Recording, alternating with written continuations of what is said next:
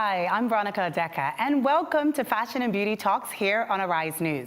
Join me as we chat about the latest in fashion news and beauty. Be sure to keep up with us as we stay on top of trends and key players in the industry within Africa and around the world. Today, I'll be hosting two ladies who switched careers into the fashion and beauty industry. First, I'll be speaking with Chinedu Obiano, a lawyer who now retails vintage wear, and then Keseina Anyebe, a former publisher who now runs a beauty products business. Don't go anywhere because Fashion and Beauty Talks will be right back.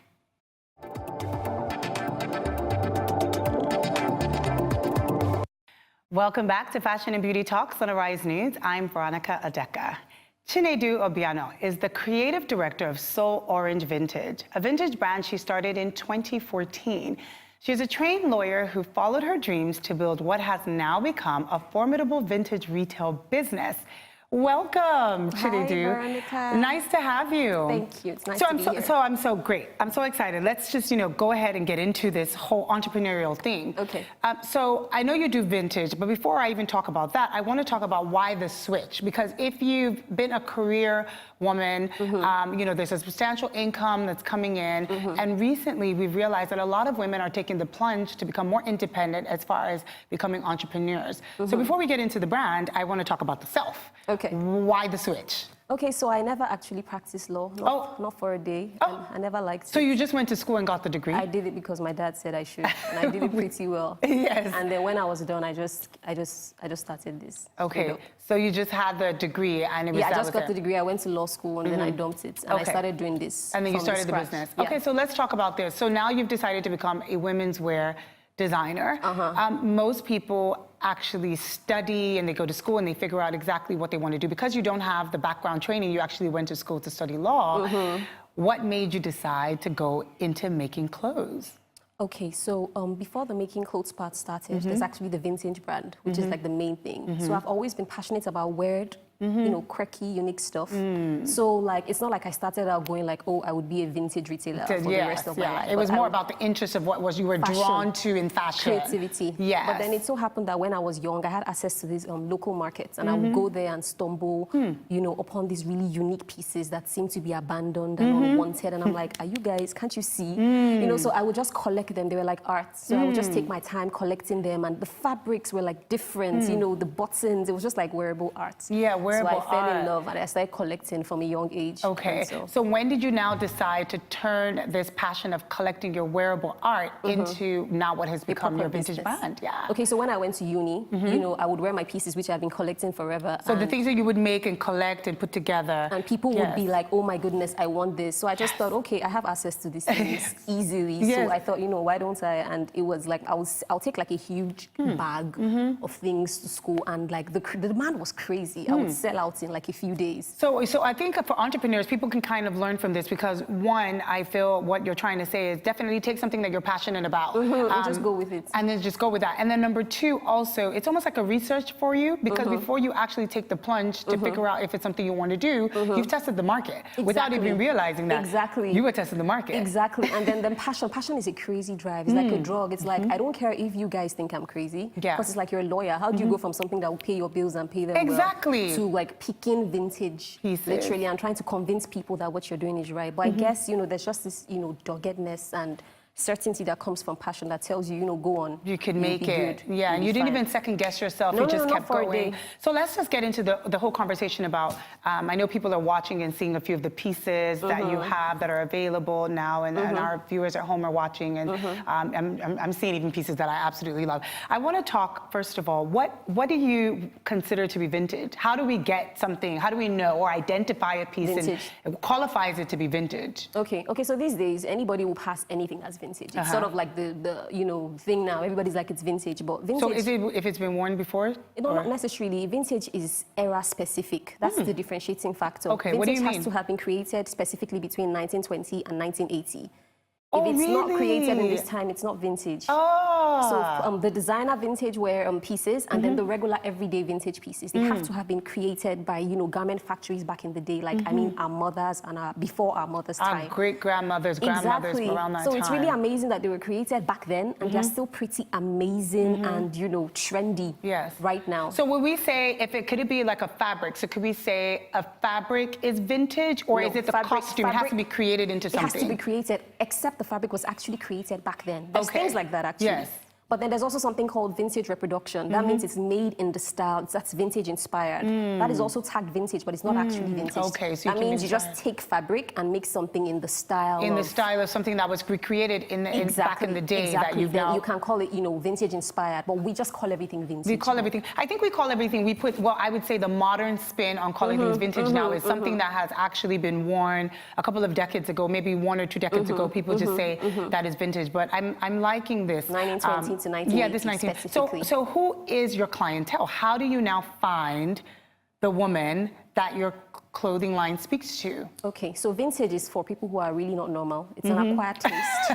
Not normal, like a good not normal. Yes, yeah. Or people who are particular about what they like. They know what they want, yeah. So if you're crazy about quality, maybe you like pretty things, but you can't stand to see poor finishing. You can't stand to see, you like perfection. And you also like to look unique and quirky and weird. So it's not about modern and being trendy. Well, trendy, yes, too, because lots of the things that we have now, the big sleeves, you know, the pleats, the things that people are sort of have been you know, they're very huge vintage, you know, style. So you can do trendy, you can do classic. Vintage gives you everything. So, but in this economy, or even I would like to say in this society, do you feel that this has worked to your advantage as a designer, because people are looking for things that are not too costly and they're not, and people want to stay with things that they can get a lot of wear over and over again? So do you think that this is where your appeal comes into?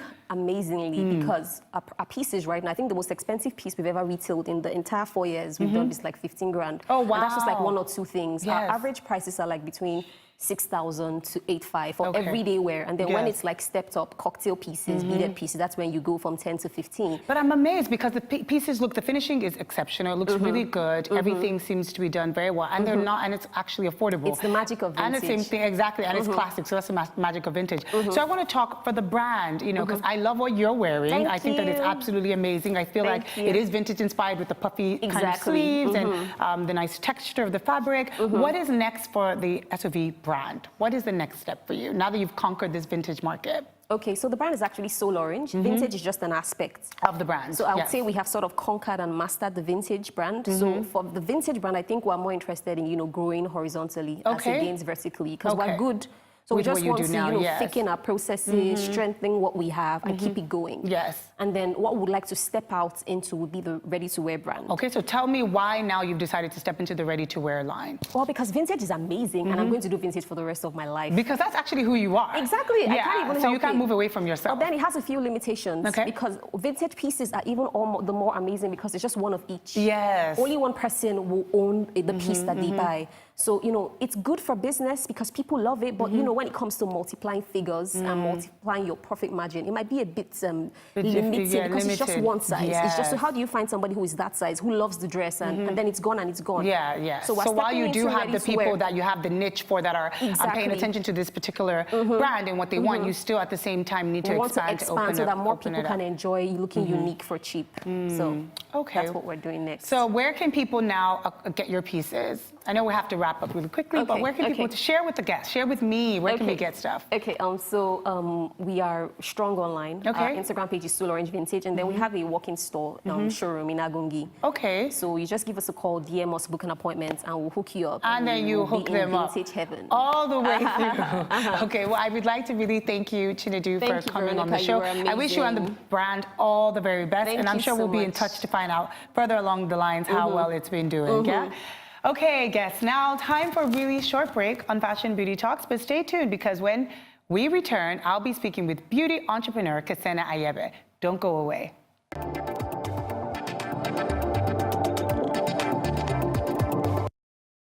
Welcome back to Fashion and Beauty Talks on Arise News. I'm Veronica Odeka.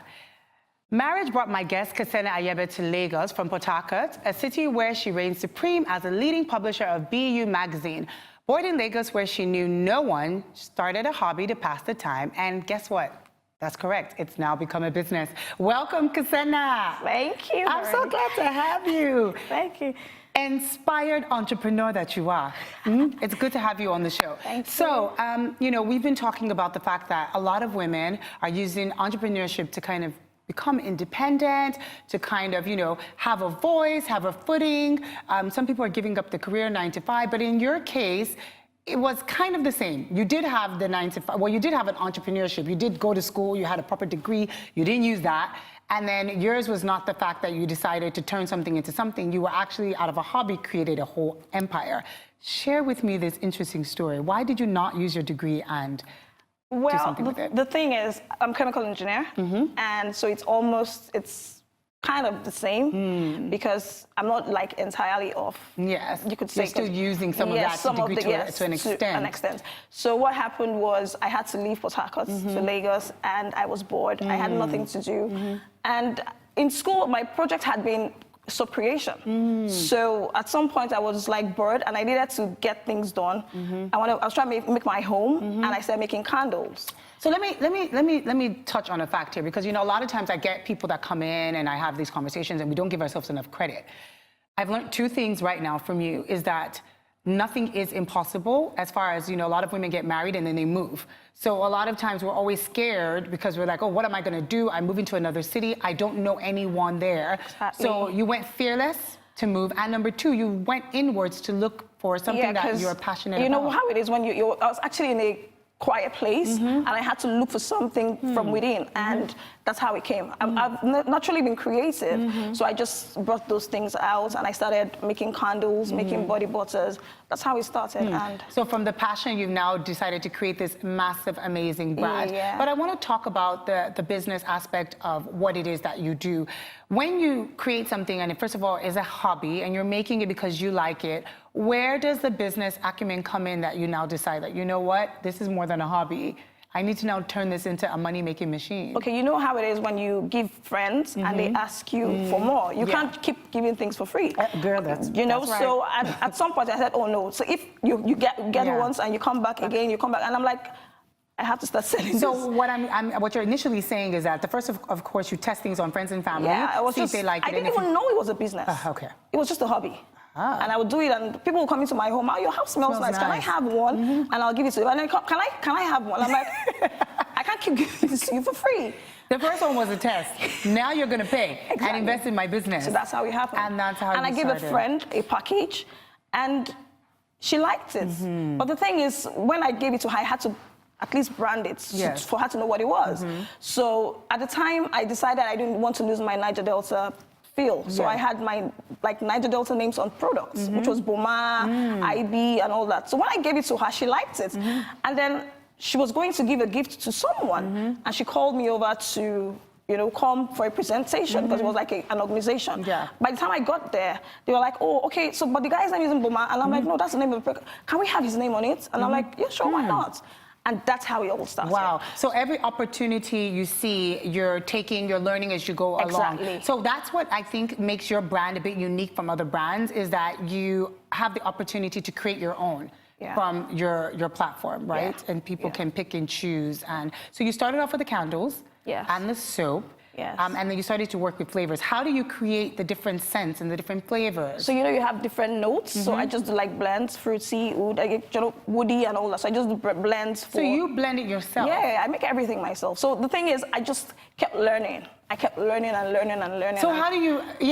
how do you decide? I mean, you're making it sound easy, but there are people like me, and there are people at home watching. They're saying, okay, you're just blending. What are you working with? Is this where the chemical engineer degree came in? Yes. So did you have a supplier? Yeah, I have suppliers that have different fragrances, and then you have top notes and bottom notes, middle notes. So we do like a blend. So it's like you actually got trained eventually. Okay. Yes. Yeah. So I've gone through trainings. Okay. And so you've gone to school and to perfect your craft along the way. Yeah. So that's another good thing for people to know as an entrepreneur. Yes, it is a hobby, but now that you've decided you've tested the market and friends, and the reaction has been positive, so and now you're turning it into business. It's good to kind of learn as you go along and get qualified. So that's what happened to me. I actually learned along the way. It was I always would have someone say, oh, no, I don't want it like this. I want it like this. I don't want... And that's what has tried to almost mold me to what I am today. Because I didn't just wake up saying I wanted to do personalized gifts. No. I woke up saying I wanted to just do things, you know, body products and all, but it's beyond that now. Let's look at the packaging here if we can get this. This looks really pretty. And of course, it has your name on it. My name on it. So just like she said, so this package even shows you here where you can have your name on it. And so you can get these packages and have your name on it, and this one has my name on it as well. So pretty. So how do you work on these colors? And so the thing is, I didn't part of the packaging and the branding. That's the thing. I didn't start off with black and white. So when I give someone a gift and they're like, "Oh, I like it, but it's for a guy, and I don't want loads of colors. I want it to look a certain way." And I'm like, so that actually helped you to keep it really clean. So it wasn't like I did not go out intentionally trying to get this color scheme. No. Wow. It was still, as I said. This is somebody who's really prepared. It even says Arise TV. Oh, goodness. Thank you. So the candle smells so good. What scent is this? That's coffee. Coffee. Oh, really? Okay. And then how long will that burn for? And is it wax? I know the candles are different. So this is soy wax. Okay, soy wax. Which is like a natural kind of blended wax. It's not like from paraffin or anything. So it's from a plant. It's called soya. So it's also really organic, almost like natural, and it smells good. And then so let's open this up, and people can get smaller packages or bigger packages. So you can, we're affordable. We are affordable, so you can actually get products, I mean, to fit your range. Let's take a look at this. This is amazing. So you can get, honey, you've got us all worked up. This is the soap, the coconut oil, body souffle. Yeah, is this lotion? Ori. Yeah, no, that's Ori. That's your regular shea butter that's been whipped. Yeah, with a lot of oils. You whipped it back and forth. And then you have a face towel. Oh my goodness, look, she printed the names. These are perfect for gifting. For birthdays, for parties, for weddings, and stuff like that. Sure. I want to talk about how has the business grown since you started, from where you were, and how does it feel? I feel sometimes I'm overwhelmed because you know how you don't start off thinking it'll get this big? Yes. I get a lot of calls saying, oh, we saw your package here. It was at an event. We want it. Or we want souvenirs. We want, gifts. It's Christmas. Christmas is like the peak season. So you have churches giving guests. You have organizations giving guests. Yeah, hampers and all that. And you know how it is. You have to customize everything. And you have to be very careful. So we're actually, we have to be very detailed so you don't give someone else someone's name. The wrong thing. Yeah, so you have to be very careful. Yeah. So is this the range of the products, and where does it go from here? So yes, you've conquered this area as far as like the branding, and that's actually what makes your clientele unique to you when they come to you. What's next for the brand? Because as an entrepreneur, you're constantly building and constantly learning and constantly moving. So much is, and so much. So we're trying to, the thing is, if you've gotten this before, I don't expect someone to come and give you the same gift. Yes. So we're trying to get into like a lounge kind of space, like a pamper space. Yes. Where we now have bathrobes, slip-ons. So it is part of home living. So we have like the sleep mask and all that. And that's going into like a pampering session. So like a pamper session and all that. So you can burn your candles and get pampered, on the days you don't want to go out, you can. And then the thing with the pamper clothes we have, which would be like your lazy day outfits, we have hoods. Oh. So if you have to do like a school run in the morning, and it's not the day you want to go out, you can just wear your hood and you don't have to wear your wig. Yeah. You just put on your hood and then drop your keys off at school. And you're good to go. So I am so impressed. This is amazing. This is actually truly be inspired. Yeah, so it's inspired by you. By you. So you can actually inspire how amazing you want this lifestyle to be for yourself with your brand. Keseina, why don't you share with everyone what is the Facebook page? People that want to contact you. I'm sure people are watching saying, where can I get this? Where can we buy it? I want to order packages for my friend, bridal showers, birthdays, anniversaries, engagements. So we're at Inspired by You Gifts. Just at Inspired by You Gifts on Instagram, Twitter, and then on Facebook at Inspired by You Gifts. And then our website is www.inspiredbyyou.co. Okay. Yeah. All right. Well, Keseina, thank you so very much. I wish you all the best. I'm going to enjoy my package this weekend at home. You guys go order your own, and we'll all continue to be inspired. Thank you so very much for coming on the show. I really appreciate it. Thank you so much. That's all from Fashion and Beauty Talks today. Thank you so very much for watching. Till next time, goodbye for now.